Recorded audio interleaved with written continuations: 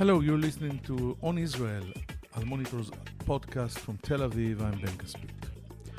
This week's dramatic announcement by Gideon Sa'ar that he was leaving the Likud and forming a new right-wing party is reshaping Israeli politics, with about 80 of the 120 Knesset seats now in the hands of right-wing or center-right parties. Benjamin Netanyahu's Likud, Sa'ar's Hope for Israel, Naftali Bennett's Yamina, the veteran Israel Beitenu of Avigdor Lieberman, and the two ultra-Orthodox parties allied with the right now control some two-thirds of the Israeli electorate. This is unprecedented. What does it mean for Israel's only remaining pure left-wing party, Meretz? Surprisingly, it's doing quite well. The only party on the left that has been wiped out, at least for now, so far, is the one that founded the State of Israel, Labour. Meretz is stable in the polls and is even showing unusual signs of life. For example, its leadership now includes the first left-wing general of our generation, Knesset member Major General Yair Golan. Popular left-wing Knesset member Ofer Shelach is probably going to split from the centrist Yesh Atid party and maybe join Meretz leader Nitzan Horowitz. The polls are giving Meretz between 5 and 8 seats, not that many, but much better than Labour. Meretz chair Nitzan Horowitz is our guest today on Al Monitor's On Israel podcast. We will talk with him about the collapse of the political left, about his party's future and its electoral potential in the Arab community, and about the health of Israeli democracy. We will also talk about the great irony. While the political left has always led Israel's peace camp, Benjamin Netanyahu is the one signing agreement after agreement with Muslim and Arab states. Knesset member Meretz leader Nitzan Horowitz will be here right after this short break. If you're listening to this podcast, you obviously care about the Middle East, and if you do, you should probably be reading Al Monitor. Al Monitor is a global newsroom headquartered in Washington, D.C., with a network of over 160 contributors around the world. Al Monitor offers first-class reporting and analysis from a range of perspectives and an approach that represents the highest journalistic standards, as well as an award-winning commitment to press freedom and independence. If you haven't done so already, visit us at almonitor.com, check out our articles, and sign up for our free newsletters. There's a lot to choose from, including the Week in Review, an essay that offers unusual insights and forecasts into the region based upon Al Monitor's outstanding reporting. And if you haven't done so, please subscribe to our Al Monitor podcast on your favorite podcast platform, On Israel with Ben Caspit and On the Middle East with me, Andrew Parasolidi.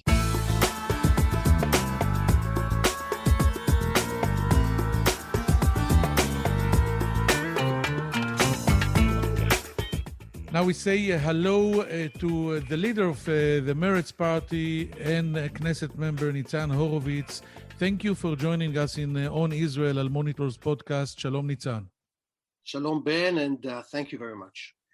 Before we talk about your party, about Meretz, let's talk about Israeli democracy. And I want to ask you, are Netanyahu's continuous efforts to erode the rule of law endangering the pillars of Israeli democracy, are you worried from it? Do you believe that the same thing that has happened in Turkey, for example, could happen in the Jewish state in Israel too? Yeah, I'm unfortunately deeply worried. And I think Israel is experiencing the same developments that we're witnessing all over the world. We're not talking just about Turkey, but there are other examples as well in Europe, Asia, South America. These are leaders like Netanyahu who has no red lines in terms of their power. They're in a race to achieve maximum power, and they don't care about the basics of democracy. In Israel, everything since, I don't know, at least 3 years now, or maybe more, everything is concentrated around Netanyahu's self-interests, especially his trial on charges of corruption. And he's using his position as prime minister. He's using the political platform. He's using everything, his ministers, in order to escape trial and escape justice. And we are actually in Israel in the midst of an unprecedented constitutional crisis because of this fact, because of Netanyahu's trial. The impasse, the stalemate, the fourth election in less than 2 years, it's all because Netanyahu is trying to evade, to escape justice, and everything in Israel, politically speaking, but not just politically, is under this huge shadow. So yes, there is a very strong danger for democracy in Israel. And once the prime minister, head of government, is attacking the justice system, is attacking the police, is attacking the media, is attacking the culture. You know this personally very well because he is attacking you as well for many years because of your work. And so this is a grave danger for democracy. And his ministers are saying that there is no obligation to fulfill the verdicts of the court and things like that, which are extremely dangerous for democracy. And this is why I think that he must go, because if he stays, then we will have the same things that we see maybe in Eastern Europe or in Brazil or in other countries where the leader is trying to achieve maximum power and erode democracy. I want to follow up this question and try to dive a little more inside this issue, because I tend to agree with that, with what you're saying, and we witness it from the inside for many years now. But many people think that to talk about Turkey, for example, it's a nation with history of tyranny. It was an empire with emperors, and the joke about Jews is whenever you have two Jews, you have three opinions. So we're not built to anything but democracy. The system is stronger than the person. You see, the trial has begun. All his efforts to block the trial and to escape it were not successful. And you see, Bagatz is now telling him or ordering him to nominate all the crucial nominees in the system of law. So maybe the cry wolf of us is too early or exaggerated. Well, first of all, I hope you're right. And I hope that the system is stronger than Netanyahu's self-interest, but we cannot be sure. And I think that without the struggle by journalists, by politicians, by demonstrators, by people all over Israel, it would have been now much worse. It's a struggle of forces, and Netanyahu doesn't have his free hand. Now, had we been silent in recent years, I think we would have been in a much worse situation. So we are stopping him all the time, and we are preventing him from for instance, abolish his own trial or change the authority of the Supreme Court. But this is a process. It's a process. It's not just one day by a click that a country becomes a dictatorship. It's not like that, and maybe it will not happen. But it's a process. And when you hear, for instance, one of Netanyahu's most loyal people, Yariv Levin, who is the Speaker of the Knesset, saying that he is not going to obey the Supreme Court, and he invites the president of the Supreme Court to send her guard to the Knesset to force him to do it, that's something which is unprecedented. Now, I wouldn't like to test it. I wouldn't like to arrive to the point where we test it, whether it's true or not. I'm doing everything I can in order to prevent this from happening. Okay, so let's say between 0 to 100, the state of democracy in Israel, I would say maybe it's, I don't know, let's say 65, okay, roughly speaking. Yes, and we can but it's compare not, it to the what we call the process of boiling the frog. yeah, Until the frog is aware that she's boiled, it's too late. oh Now my God. let's talk politics, Nitzan Horowitz. Gideon Saar's decision to form a new party places further pressure on the political left. The polls show that about 80 of the 120 Knesset seats are now controlled by parties defining themselves to some extent as right-wing. Is that really the case? Or is the left now a victim of the energized battle between the anti-Netanyahu camp and the pro-Netanyahu camp? Well, first of all, there is some justice in what you're saying, since the whole political discussion, as I mentioned myself before, is all about whether Bibi or not Bibi, because he's so powerful and so central in our life. Then other issues are pushed aside sometimes. But let me just remind you that we had the best polls in the shape of the election. We had 3 rounds of elections, 3 rounds in last year, 3 rounds. Actual elections, people actually voted. And on all 3 of them, the people who wanted Netanyahu out, and most of them were center-left, were a majority, okay? Where it was a majority 3 times in a year. And this was the best poll for me.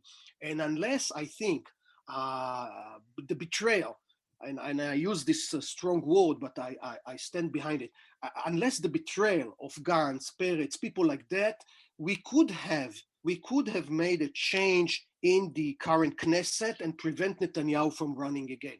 I think so. So, when I look at those phenomena like Saar, like Bennett, I think this is the result of the process. When I hear Saar talking about the cult of personality around Netanyahu, about him using his power to sabotage the justice, this is the demonstration talking. This is the influence of us penetrating into the right wing, into the Likud, and this is what happened. We were talking about some, let's say, rebellion inside the Likud against Bibi. So half a year ago, people were laughing at us. This would never happen, impossible. They are all loyal to him. But because of this constant pressure, even within the right or the center right, there are cracks, and things are changing. So I think this is, first of all, the influence of the center left, what is happening now on the right side. And second, I think that some of the voters supporting Saar or maybe Bennett or maybe, I don't know, Lieberman, they are not right-wing voters, but they are just trying or searching for the best option to replace Netanyahu. And so they are going there.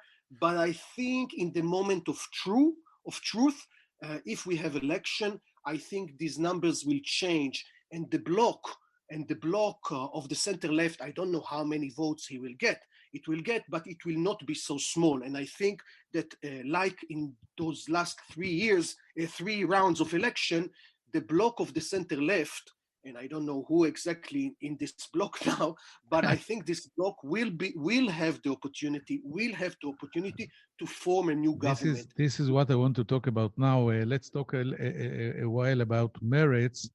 Yeah. It has gone through tough times in the past 18 months. It has tried everything in order to remain relevant. It ran alone, then hooked up with former Prime Minister Ehud Barak for the Democratic Front, then with Labor.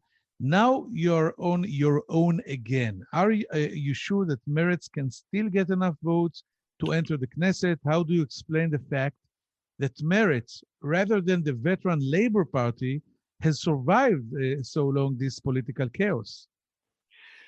Yeah, I'm sure that Meretz will be able to get stronger. We said this in the polls. We are more than double than our actual representation. And so I'm optimistic about Meretz's chances. Now, the reason for that is simple. It's just that we didn't betray our voters, and we remain loyal to what we promised them. We told them we are not going to sit with Netanyahu. We told them that we're going to stand for left-wing values, and that's what we did. And our voters are sort of content, happy with us. Unlike the Labour Party, they ran with us, but they betrayed the voters and they joined Netanyahu, although they said clearly that they are not going to do it. And the voters are very angry at them. This is why they do not pass the Ahuz Chasima, the threshold, okay? And they will not be in the next Knesset. Now, I tell you one more thing, Ben. I don't think that there is a need for new parties on the left side. Maybe on the center, there is this sort of vacuum, I don't know. But on the left side, there is no need. Meretz is the left-wing party in Israel. And I think it's more than enough. We have good people, we have good vision, we have good history and good sources, shorashim, roots. And so I'm confident that we will do fine in the coming election. Let's just ask you if you intend to lead Meretz in the next election, even if there will be now we're talking about March 2021, the 23rd of March or the 16th. So do you think you will lead Meretz? There is talk of party primaries. There is a lot of buzz around General Yair Golan running against you or bringing in new blood, such as Ofer Shelach from Yesh Atid party. How do you see Meretz doing in the next elections, which may take place in 3 months, as I said? Yeah.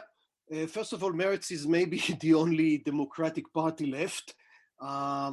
We still have party primaries, we still have party members, we have institutions inside the party. Unlike you ignore Likud.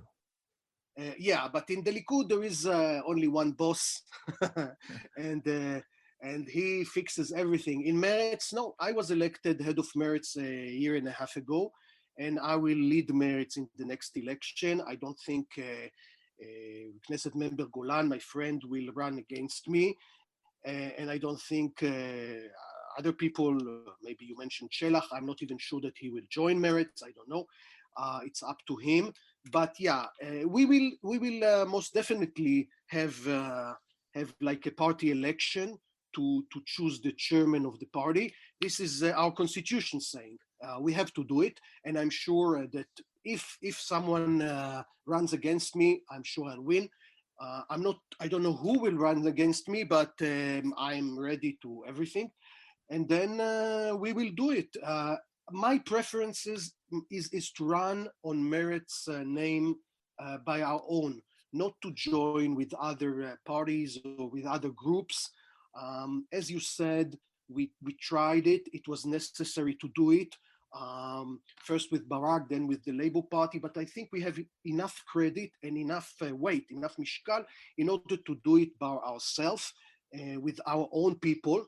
Having said that, I think that what Golan did, Yair Golan, who joined Meretz, others will do this as well. So we will see in the coming month, I think, if there is election, we will see other people joining, not as leaders of the party, but as maybe members, and maybe they will try to get into the list. This is very possible. I think this is going to happen anyway. I'm talking to many people, I cannot say names, but there are many people interested in joining, and you will see this very soon. I want to talk about the Arab vote in Israel. The polls show now that the Arab joint list losing almost 1/3 of its support because of deep voter mistrust. Maybe this is an opportunity for Meretz to take advantage of the electoral potential of Israel's Arab citizens. I think it's more than 20%. Who want to become influential players in the political arena. Why not consider a joint Jewish-Arab platform as the basis for a revitalized Meretz, like it was before? You used to have Arab Knesset members. Always. Meretz always had a Jewish-Arab partnership. Even the founders of Meretz, like the Mapam Party or Ratz, they always had an Arab representative, or more than one. And this is absolutely what we are going to do now, even more so. And I think you're right. There is a potential for Meretz in the Arab vote. And I think many Arabs are looking for another party, not just joint list, the Reshima Mishutefet, and I think we have a potential there. And this is my intention to promote new Arab candidates in the list of Meretz, side by side by on trying to work on this area of the former Labour Party, what we call the Zionist left. Meretz is a Zionist left-wing party, and we are the home of the Zionist left. Now that the Labour Party is gone, there are many voters who are looking for a new political home. And Meretz as a Zionist left party is the home for them. So these are our two main goals. First of all, to attract the former Labour voters, as we are their, very close party, sister party, you may say, very close anyway. And second, to attract new Arab voters for maybe the joint list that is going down. So these are two main challenges, and I'm going to invest all the efforts in those two channels. But inside these challenges, I recognize at least two catch-22 situations. The first one is that you just defined Meretz as a Zionist party, but Israeli Arabs are all but Zionists. They cannot define themselves as Zionists. And the second one is more optimistic to your side, to your camp, Nitzan Horowitz, is whatever Netanyahu did during the campaigns in inciting against the Arab voters and telling voters that the blue and white camp is going to join with the joint list and form a government, and actually it cost Benny Gantz many votes. And then after the election, we're looking amazed at Netanyahu having a romance relationship with the Islamic movement within the joint party. So maybe actually Netanyahu gave the clearance to the central left vote to go in a treaty with the Arab votes or Arab list next time.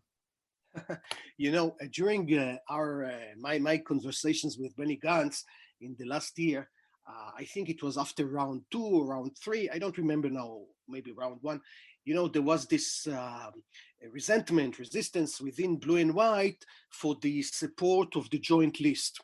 And, you remember some of the people in the party, Hauser, Handel, but even within blue and white, they didn't want this collaboration with the Arab members of Knesset. And I told him, do you think that Netanyahu in your position would have said no and give up the government just because of the support of Arab members of the Knesset? So he told me, of course not, he would do all the deal with them. I said, so do it yourself. Why are you so afraid? He would do the same thing, don't be afraid. And now, as you said, Netanyahu himself, when he needs them, he's doing deals with them, with the Islamic Party, etc., etc. So yeah. As for Meretz, as I said, we always had Jewish-Arab partnership, being a Zionist party, and we have a way of being a Zionist party, but also allow for Arab Jewish partnership. I think this is the way of the Charter of Independence, Megillat HaAtzmaut, and this is the Israeli way. When we say Jewish and democratic, Israel as a Jewish and democratic nation, meaning it's a Jewish state, this is our Zionist vision, side by side with democracy, meaning that there is a place here and equality for all the citizens, of course, including the Arab citizens of Israel. So we have the Zionist vision side by side with democracy and equality. And this is not a contradiction. And, I know that within the radical left, people are saying you cannot be both Zionist and left-wing. I do not agree. This country was built upon this combination between Zionism and socialism, or maybe left-wing ideology, and this is still viable today. So I do not agree with people saying to me, you will not be able to achieve Arab support because you are a Zionist. Yes, I'm a Zionist. Yes, this is a Jewish state, but this is also a democracy. And in democracy, there is a place for everybody. And if we give place, we respect each other, I think there is a room for a very strong Jewish-Arab partnership. I want to ask you a theoretical question, but I think it has a lot of chances to happen in reality. about the next coalition, because we started this podcast and talking about the huge energy of the anti and the pro Netanyahu that is taking over all the other agendas in Israeli politics. And let's say, according to the polls, it is possible to have a government without Netanyahu and Likud, with parties like Avigdor Lieberman, Naftali Bennett, Gideon Sa'ar, Benny Gantz, Yair Lapid, and Meretz. Do you see a possibility that Meretz will, contain or put in the refrigerator, in the freezer, its ambitions, of a two-state solution and all these jazz, in order to change the government and send Netanyahu to his way, to his trial, and joining this kind of anti-Netanyahu coalition? Well, of course, this is, a very hypothetical question because we don't know what will happen and what will be the composition of this maybe future government. But I said already, even within this current Knesset, that I'm willing to consider joining forces inside the government with other parties that we didn't have any contact with them before. And this is why we're in a time of crisis. There is a huge economic crisis. There is this Corona crisis, and in this unprecedented political crisis within like 2 years now going on. So I said that yes, Meretz will be ready to sit with other parties, even from the right wing.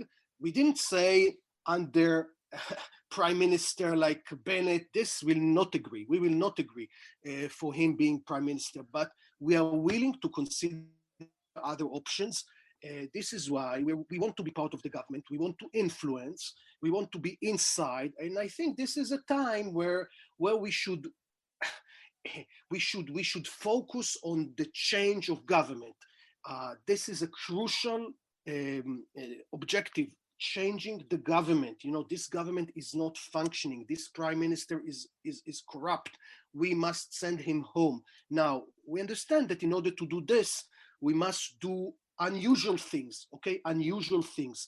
I wanted, we thought that Benny Gantz would be the prime minister of a center-left party, maybe with one partner from the right wing, I don't know, with the Orthodox parties, Haredim. We didn't know. We were ready to make the move, okay? And I'm still ready today. But this is, of course, depends on the government, on the ideology of the government. For instance, but just a quick follow-up. I want to make it harder for you. Naftali Bennett is, he's religious and he's very far from Meretz. But for example, a government that will form Gideon Sa'ar or Avigdor Lieberman, and Nitzan Horowitz will be offered the Minister of Education or of Economy or Regional Cooperation. Is it possible? Look, we will have to consider each and every option. I cannot give you an answer on this. This is just too hypothetical. But we will cross the bridge when we arrive to it. Okay. Yeah. This is, of course, you cannot. But let me tell you, a government which says the first thing that they will do is make annexation, sipuach, this, of course, we will not agree and we will not be part of it. It depends you're lucky because it's not in the agenda anymore because of the Trump defeat. But I want to ask you, we are out of time, although it's very interesting. The last question, going back to the regional issue, Meretz is maybe the only party in the left that still believes in two-state solution, in direct talks with the Palestinians, in what we used to call once land for peace. On the other hand, Benjamin Netanyahu has proven that this paradigm has collapsed. He has achieved last 4 months, 4 peace agreements without giving up an inch of land.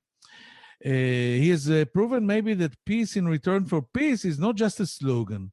The Middle East is changing, but Meretz is sticking with the same old slogans. Maybe, Nitzan Horowitz, it's time to admit that the two-state solution is dead before arrival. And what with the Palestinians? With millions of Palestinians in the West Bank and Gaza, are they going anywhere? Are they disappearing? We congratulate, and I'm happy for the new agreements with the Emirates, with Morocco. This is a good thing, and Meretz, unlike the joint list, Meretz congratulated Netanyahu on these agreements. But this has nothing to do with our major problem, which is the Palestinian problem. The Emirates, Morocco, Bahrain, these are very far away countries. Okay, our main problem, our soldiers are not in Bahrain, they are in Ramallah, and Jenin, and Nablus, and the terror problem, and the missile problem, and all the border problem is here, is not in the Persian Gulf or in the Atlantic Ocean. So having peace or having good diplomatic relations with the Emirates is a good thing, is a very good thing, but it doesn't change a bit the interest to solve the Palestinian issue. And listen, I heard many arguments about it against for many years. I don't know any other solution to the problem but the two-state solution. I don't know any other solution. If you tell me that there is a better solution, I'll listen. I didn't see any other solution. And we believe that it is still very necessary and viable to make an arrangement with the Palestinians. And the proof is that even this government with Netanyahu, for many years, they follow the Oslo agreements, and they have this bilateral cooperation with the Palestinian Authority, and they have the military coordination every day with the Palestinian Authority. And it's all based on the accords that Rabin and Peres made. And so this is still very, very true today. And look, fundamentally speaking, between the Mediterranean Sea and the Jordan Valley, there are, 7 million Jews and 6 million or 5 million Palestinians, or 6 together. Now we have to make something between ourselves. We are here, they are here, we are not going anywhere, they are not going anywhere. We must find a way to live together. And I think that the two-state solution is still the best way to do it. Nitzan Horowitz, the leader of Meretz, I thank you very much for this exciting podcast and conversation. We will be back after a short commercial break with some final thoughts. Thank you, Nitzan, and shalom. Thank you, Ben Caspit. Thank you very much. I'm Andrew Parasolidi, president of the award-winning media news site El Monitor, where we cover the Middle East with some of the best reporters and columnists anywhere. And I'm excited to announce our new podcast, On the Middle East, where each week I will interview newsmakers from the U.S. and the region about the latest news and trends with additional commentary from our on-the-ground correspondents. Those of you who follow the region know that what happens in the Middle East doesn't stay in the Middle East. And to cite another great movie line, every time the U.S. tries to get out, the region pulls us back. Your time is valuable, so let me promise you this. You will learn something and you will never be bored, because each week we'll be talking with and listening to those leaders who are making the news and shaping the trends in this critical and fascinating region. So please subscribe to On the Middle East with me, Andrew Parasolidi.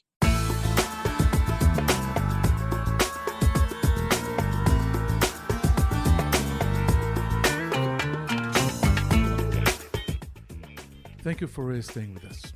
I think it's fair to say that Meretz leader Nitzan Horowitz is optimistic and worried in the same time. Worried because he is not sure that the immune system of the young Israeli democracy can survive the autoimmunic attacks Netanyahu and his followers are launching at it. He is optimistic because his modest party, Meretz, is maybe the only living proof to the assumption of life after death. It shows vital signs, and after many decades, it can find itself in certain circumstances inside a future Israeli coalition. Horowitz confirms he will sit with former nemesis like Bennett, Saar, and Lieberman in order to reach the ultimate goal of getting rid of the Netanyahu family. Till it happens, I have a feeling we will meet here many times, so hope you enjoyed it today. Meet you here on Monday. Thank you for listening. This is Ben Caspit from Tel Aviv. Take care.